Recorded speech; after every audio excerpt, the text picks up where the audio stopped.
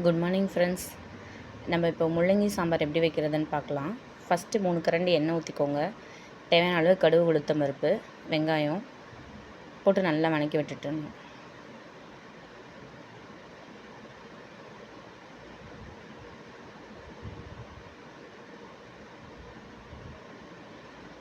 நல்லா வெங்காயம் ஓரளவுக்கு கொஞ்சம் லைட்டாக வணங்கினதுக்கப்புறம் தக்காளி போட்டுக்கலாம். தக்காளி போட்டு நல்லா வணக்கி விடுங்க.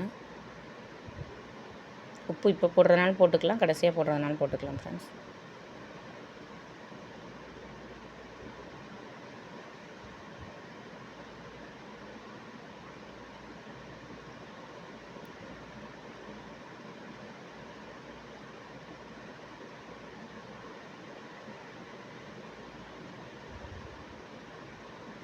அடுத்து முள்ளங்கி போட்டுக்கலாம். 1 1/2 அந்த மாதிரி முள்ளங்கி போட்டுக்கலாம்.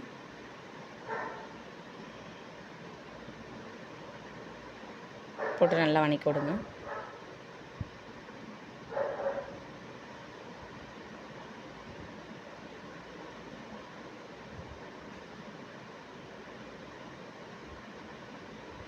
மஞ்சத்தூள், மிளகாத்தூள் போட்டுக்கோங்க ஃப்ரெண்ட்ஸ். மஞ்சத்தூள் சும்மா ஒரு சிட்டிகை, மிளகாய்த்தூள் நம்ம வீட்டில் அரைச்ச மிளகாய்த்தூள் நம்மளுக்கோட காரத்துக்கு 1 ஸ்பூன் 1.5 ஸ்பூன் அந்த மாதிரி அளவு போட்டுக்கோங்க. போட்டு நல்லா கிளறி விட்டுருங்க. அப்புறம் தண்ணி ஊற்றி காய் வேக வச்சுக்கலாம்.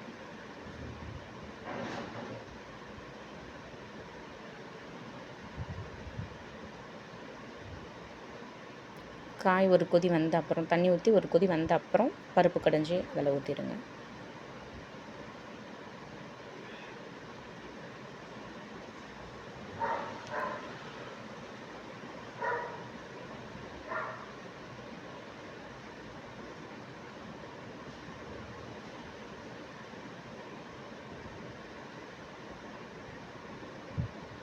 லைட்டாக கொதி வர ஆரம்பிச்சிருச்சு ஃப்ரெண்ட்ஸ். நல்லா கொதி வந்துடுச்சு.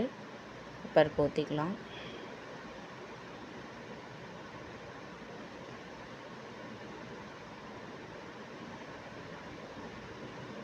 நல்லா ஃபுல்லாக ஊற்றிக்கலாம்.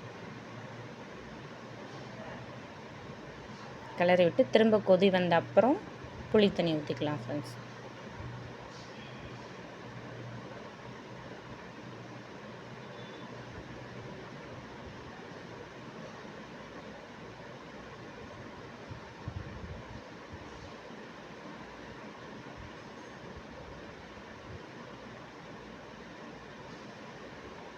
புளி தண்ணி ஊற்றிக்கலாம்.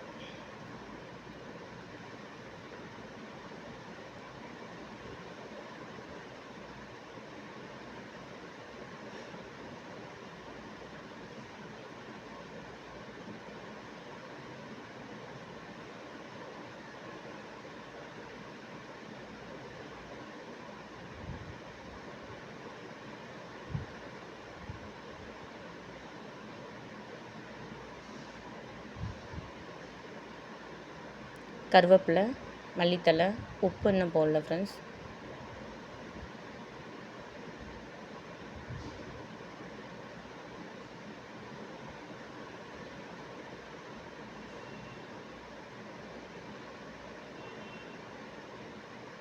மல்லித்தலை போட்டுக்கலாம்.